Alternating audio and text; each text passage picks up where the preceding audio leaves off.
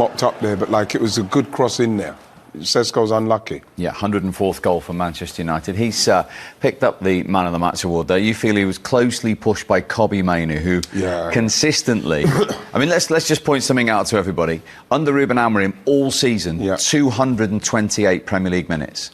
And he's come in now and played not only every minute, but how difficult is that when you've hardly played to hit the ground running? Again, this is the quality of Kobbie Mainoo. And we saw that when he got into the team, the England team, and played in the Euros at 18. We know what the quality he's got.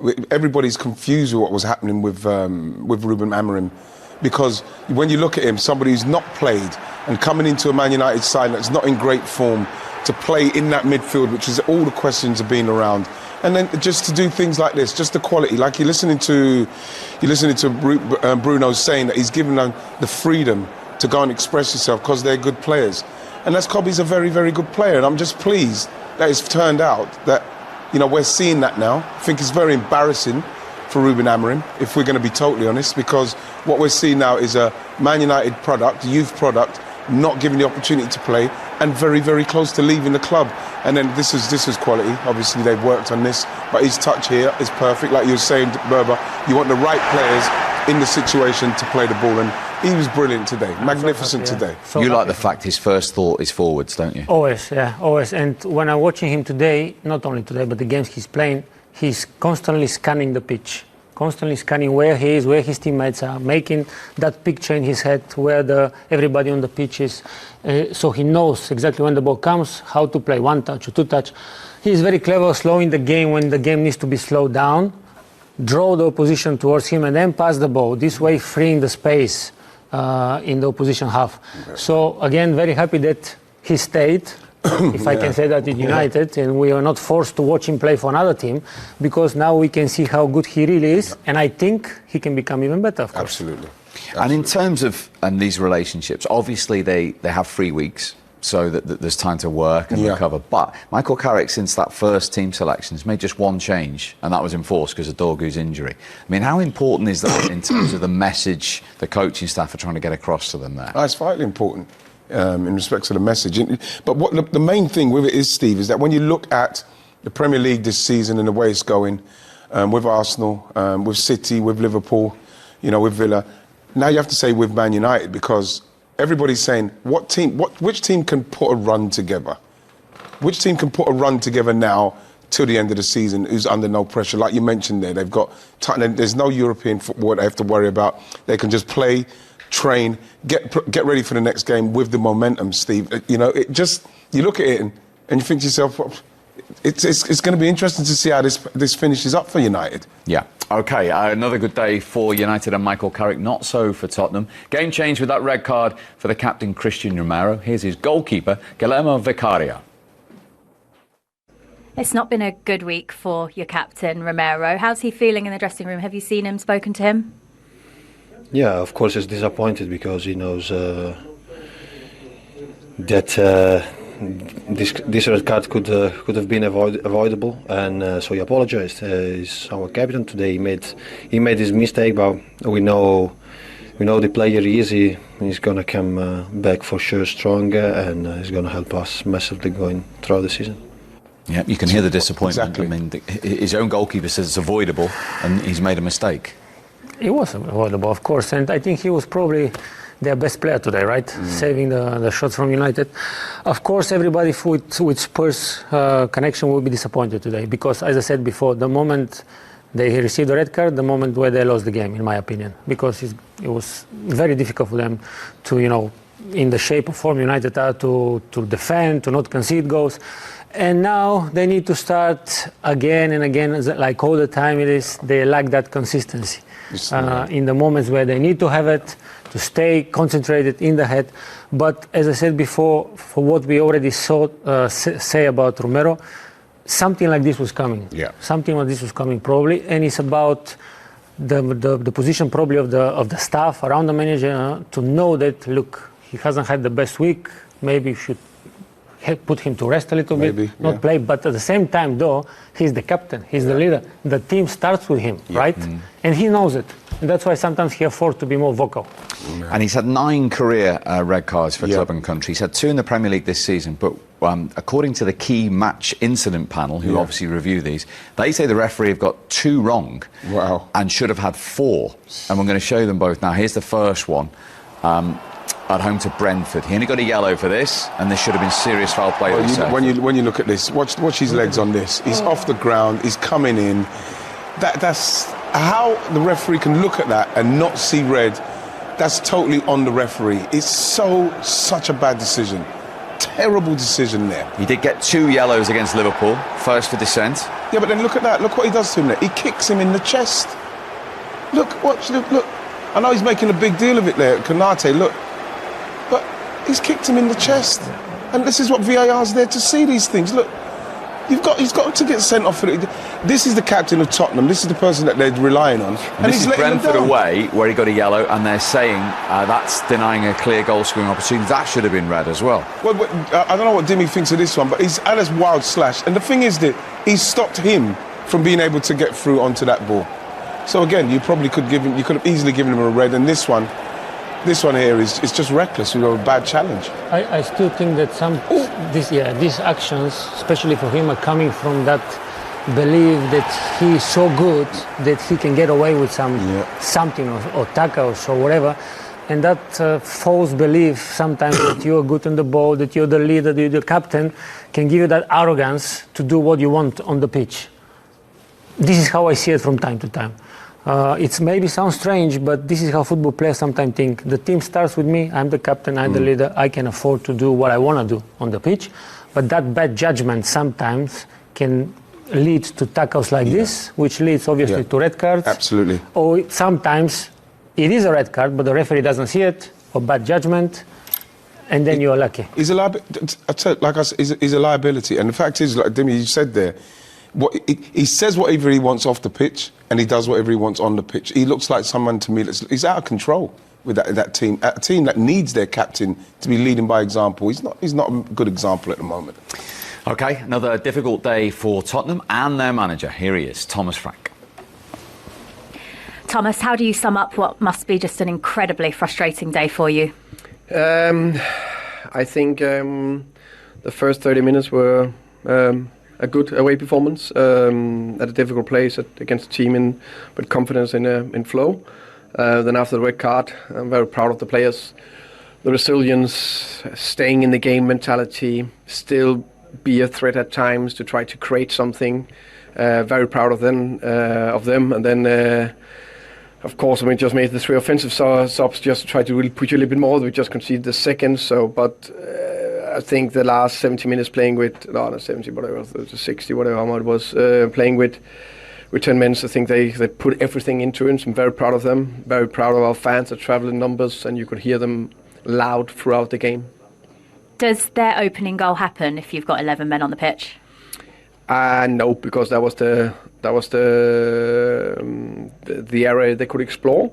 No, it can always happen. Of course, you can play 10 against 11, but of course that was the area that then got a little bit more exposed.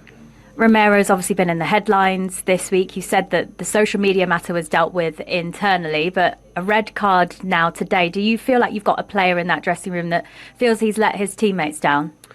Yeah, Christian, I think first and foremost, I think there's no intention to do the follow through and make a red. So I think it clearly goes for the ball. Unfortunately, the way the rules is, it's then a red. Christian said, apologise to his teammates in the dressing room. Of course, you're going to lose your captain now for 4 games because it's the second red card of the season, and you can't help the injuries you've already got. But your squad really is down to the bare bones now. It is, but it is what it is. We need to deal with it. How do you move forward from this game then? Yeah, I think I think a big area we've been working very hard on is the resilience. So we didn't get a result out of it today, but what they showed out there on the pitch, the players, I think was incredible, and that's what we need to build on going forward on Tuesday night. I'm not sure how closely you look or pay attention to the Premier League table right now, but it's 9 points off the relegation zone. Is a relegation fight something you're even speaking to your players about? Just focus on the next game. That's again Newcastle on Tuesday night. Thank you, Thomas. You're welcome. Thank you. Yeah, that comes next. He's revealed that Christian Romero has apologised to his teammates in the dressing room then. Of course he's going to apologize. That's why I said he knows that he made a mistake. But what do you get when you do the mistake? Of course, then you realize it. You need to acknowledge the situation, the difficult situation on the pitch, and try not to make that mistake, especially when you're the leader and the captain, and you're the person that probably the team starts with you. And of course, Thomas Frank is going to try to defend him a little bit because he's the coach. I hope that internally, after the game, tomorrow, training session, during the week, they're going to find a solution. They sit and speak and talk, because you're losing your captain for a long time now when you need it. And if they're not careful, they're close to relegation battle. They still don't see it, but if the results don't go their way, that can be something they need to worry about. Yeah. Or in the table, Eli says a top performance again. I love Bruno. Give Carrick the job, not just a counter-attacking team, basically playing against a low block today, even before the Reds. Kelly, though, not blaming Thomas Frank for that defeat, saying, I mean, we may have lost this game anyway, but at least we would have given it a go, which is how we started it. This one is not on Frank. And this one, United Ascent saying, I truly can't praise Carrick enough. He really hasn't put a step wrong so far. Utter dominance today, consistently creating chances, leading to goals. 4 wins in a row. What more can you ask for? Well, let's hear from the man himself, because Michael Carrick, who maintains that perfect winning start here in charge of Manchester United, is talking to Jules Breach. Michael, another win, 4 in a row now. Just how well did your players manage this game today? Yeah, I thought it was, when it goes to 10 minutes, always a tricky kind of situation, really. And I thought it was quite an open game first half at times. I thought we looked dangerous right from the start of the game, which was really pleasing again. Had a few kind of issues that where I thought Tottenham played some really good football first half, so we had to solve a few things. But going a goal up and with 10 men, I thought the second half we managed it really well and largely in control, always wanting the second goal to come along. And when it did, then that put us in a really good position. So it was nice, and it was nice to get the players on the pitch. And it was young Tyler coming on for his first game. It's all in all, it was a really positive day. You told us at half-time that Johnny Evans was your new set-piece coach here. How did that all come about? I wouldn't say set-piece coach. I think it's just Johnny's got an eye on it, and as we all have. But Johnny's been doing a lot of work with the players, so that's the rewards for that. So delighted. Listen, we go into every game with some ideas. Every team does, but when you see it come off as good as that, and as important as that first goal was massive, it just shows you how important they can be. Bruno, another goal for him today for Manchester United. I think everyone's running out of superlatives of how important he is to the club, but just sum up his contribution that you've seen of him over the years here. Yeah, listen, it would take a long time to sum it up. I think he's offered the club so much for the time he's been here since he walked through the door. When he played different roles for us today. He ended up on the left and scored his goal off the left, and when we changed things around a little bit, and he's a team player. He gives so much to the group.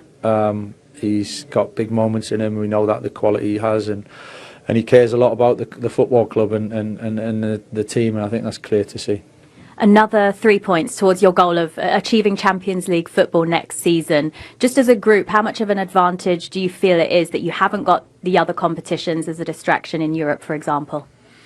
Yeah, it kind of works both ways sometimes. We obviously play Tuesday, and then we've got a bit of a gap going to Everton, so we got to manage the rhythm of the games as much as anything. Sometimes the rhythm of games can help. Sometimes when it gets a bit heavy, it can hinder you. So I think we just got to take it what's in front of us. We got another big game Tuesday night, West Ham, and then kind of regroup and rest and recover and sharpen up, ready for the one after that. And I know you keep saying not to get too carried away, but you can hear it in Old Trafford today. You can hear that the fans understandably are getting very excited with the work you're doing here. I think, to get excited and carried away as a supporter, that's exactly where you should be. It's why they come to support us, to dream and to get carried away. So and they should be hopefully leaving the stadium in really good spirits, you know, and looking forward to coming back. That's our job, to provide that. So to be in a position to be able to do that today and in the last few weeks has been great, and we got to keep building on that. Well done today. Thank you. Cheers. Thanks a lot. Yeah, 9 points above West Ham. Are they getting drawn into this fight, Joel?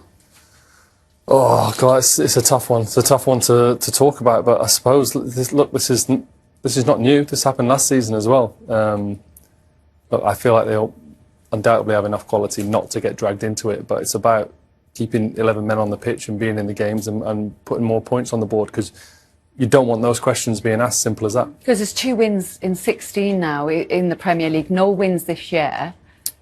As I say, the squad is good enough, more than good enough, not to be in that position, but they're not doing it on the pitch. Thomas Frank's obviously not getting over what he needs from his team, and they need to start winning. They need to start winning quickly. So how have they fallen so quickly, Owen, into this position where we're now looking at a team who are struggling to get into the top half of the table, when this was a team who regularly were competing for the European places, getting to a Champions League final? I mean, you look at those stats there on the graphic. They're almost. The thing is, they have. I know it doesn't count, but they have the best stadium in the country. They have the best training ground in the country, but it's been like a steady decline since Poch has left. And it feels like they need to start building again. I think they've obviously tried with Mourinho and Conte and try and bring in managers that win. But they're not. I think their wage bill compared to the top 4 teams is completely different, so they're way behind. So they're investing in the facilities. But the revenue's high. Exactly, but they don't have any world-class players anymore. Their 2 best players, the best player is Van der Ven. And you think about how great Tottenham have had some brilliant players over the years, but the centre-backs have rarely ever been their best players. You've got Bales and Modric and Harry Kane and Son, and they've got a lot of good players, talented young players which are developing for the future. You know, you think about Tell and Simons and Bergvall, there's loads of them, but actually they need somebody ready. You look at Cunha and Mbeumo, what the job they've done for Man United. I think Tottenham need to invest in somebody that's going to take them from being a good team to become one of the top teams, like Chelsea do, like Arsenal do, like City do, like Liverpool do. And I think that's probably why the fans are frustrated, because they've spent quite a lot of money, but they're not investing on players. They're investing on young players, which is fine, but they don't help you in the short term. Does that make sense? And I do think they need to look at this summer. Recruitment is huge for them. They need, obviously, Kulusevski and Maddison will help when they come back, but they need, at the top of the pitch, I think they need difference makers like they've had in the past with Bale, Kane and Son. And right now I think they're good players, but I don't think they're enough to compete for the European places. And the run that they've got coming up, it is tough as well. They've got Newcastle and Arsenal in the next 2, Joe. They're going to be missing Christian Romero for those games, as well as Fulham and Palace as well, because he's going to be out for 4 games now. That is a tough run coming up as Thomas Frank tries to turn this around. Yeah, it's not easy reading. It's definitely not.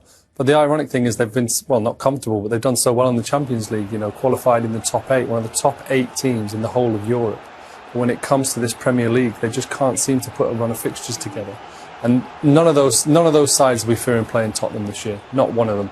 And that's a real problem. Even at home as well, because it's just 4 of 26 in the Premier League at home that they've won. That just doesn't help with the whole feeling, you know, around that Tottenham Hotspur Stadium, around as a football team. You should go home, and Man United have experienced prior to today. Look, everyone's enjoying today, aren't they? Because it's a good performance of Michael Carrick's home, but Old Trafford could be very similar, and Tottenham are in that at the moment. If you're not playing well, if you're not having that belief, when you're there and you're masses, you know, you're with this 60,000, 55, 58 of them are Tottenham fans.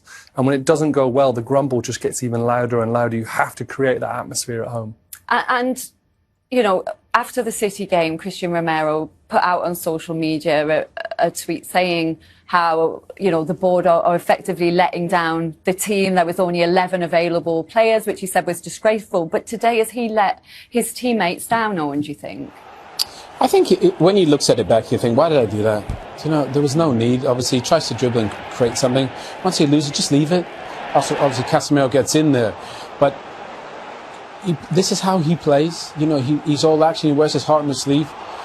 But there's no need for him to tackle like that, Lynn. You know, and he's club captain. I mean, you've got to lead by example. That's not the example he needs to be set. And he's just late and he's high. And it's It's a guarantee to Red. And up to that point, Linz, they were level, Joe, weren't they? It was such a good game, and it was such a tenacious game. We were watching it, and you felt like there was going to be a scrappy moment here and there. But everyone was playing by the rules, if you like. You know, everyone was accepting what was going on. And the moment he did it, both of us just went, what have you done there? And it's just, you can't afford to have those moments. There's so many of those moments in the Tottenham season that always seem to happen. And it just puts them on the back foot. And like we say, for the first half an hour, it was a really good game. And then from that moment, it was done. And then it's, you know, damage limitation. And it's not the first time. He's the first player in the Premier League to be sent off twice this season. Do you think he's a good leader? Good leader? I don't know. He must be, from what we don't see, because Thomas Frank seems to stand by him no matter what, even when he was interviewed before the game, having put that statement out. He's my captain, he's my leader. But is that because of a lack of other alternatives, do you think, in that dressing room? Are they just lacking leaders in general? I'm not in that dressing room, but look, it's Tottenham. It's not just a random Sunday League team where they've just got to pick someone who's the best player. You know, this is established full international players, people who've won things, you know, European champions from last year. So he's got people he can pick from, and he seems to think Christian Romero is the main man for it. So what that says about the Tottenham squad, I don't know. Should he stay captain, though?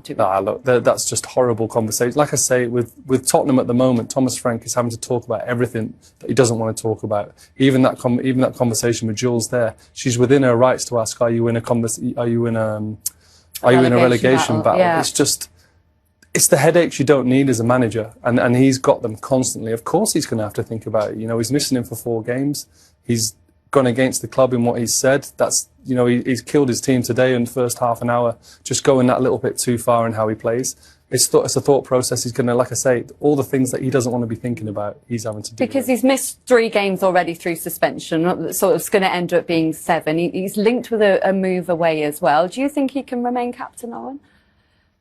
Well, he won't. Then obviously the next 4 games, and Mickey van der Ven, you know, I think he took the armband when he came back in, and I think he'll be a brilliant captain. And I think if you want to keep Mickey van der Ven beyond this season, because I think he could play for Real Madrid or Barcelona or any of the best teams in the world, I think maybe that's a clever way of keeping him at the football club by making him club captain. But Joe makes a good point. Thomas Frank's got to keep putting out fires left, right and centre. And they've got so many issues. They've got to find a way to stop shooting themselves in the foot.